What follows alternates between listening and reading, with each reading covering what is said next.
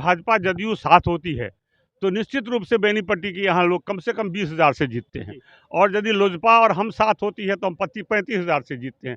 अगले बार और एक आध दल आ गया तो हम 45,000 से जीतेंगे, ये विश्वास है मेरा। 2010 में जब मैं पहली बार यहाँ आया था दूसरी जगह से, तब लोगों ने मुझे बाहरी बाहरी कहा, यहाँ के लोगों ने नहीं माना, मुझे 15,000 से जिताने का काम किया।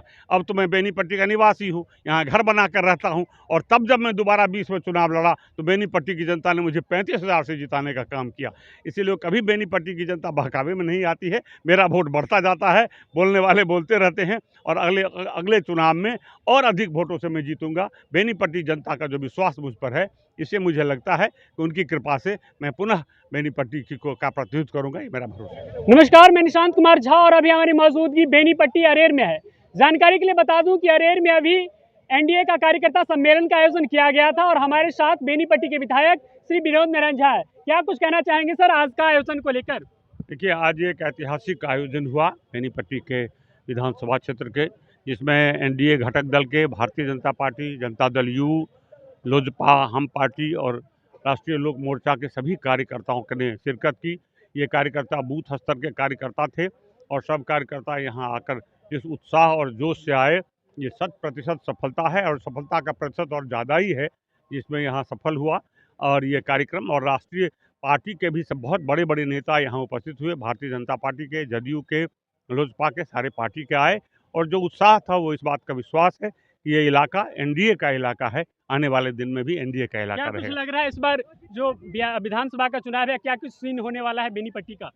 बेनीपट्टी का तो सब दिन पता है कि बेनीपट्टी में एनडीए यदि भाजपा जदयू साथ होती है तो निश्चित रूप से बेनीपट्टी की यहाँ लोग कम से कम 20,000 से जीतते हैं, और यदि लोजपा और हम साथ होती है तो हम 35,000 से जीतते हैं।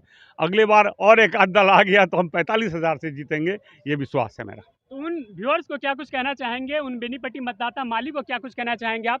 कैसे प्रतिनिधि का चयन करें जो उनकी आवाज़ बनकर हमेशा उनके साथ खड़े रहें? देखिए, बेनीपट्टी की जनता बहुत प्रबुद्ध है, मेरे कहने की ज़रूरत नहीं है।